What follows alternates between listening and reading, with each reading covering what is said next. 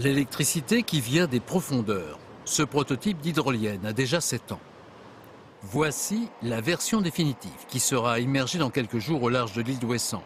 100% française, cette hydrolienne haute comme un immeuble de 4 étages est conçue par une entreprise de Quimper.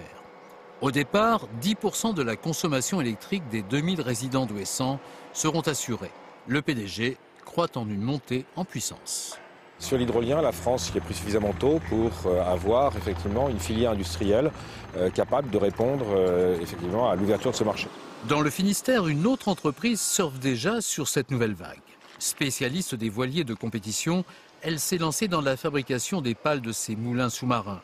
Les matériaux utilisés sont identiques, résine et fibres de carbone. Et donc là, ici, ah oui d'accord. Voilà. On cherche justement à valoriser notre savoir-faire, notre excellence technique dans le domaine des composites, dans des secteurs qui ne subissent pas du tout les mêmes rythmes économiques. Le secteur des énergies marines en particulier est un secteur en pleine ébullition où les technologies ne sont pas encore matures, donc on est tout au début de la course. EDF s'est aussi lancé dans la course. Au large de Paimpol, cette hydrolienne de conception différente, assemblée à Brest, est la plus grande au monde.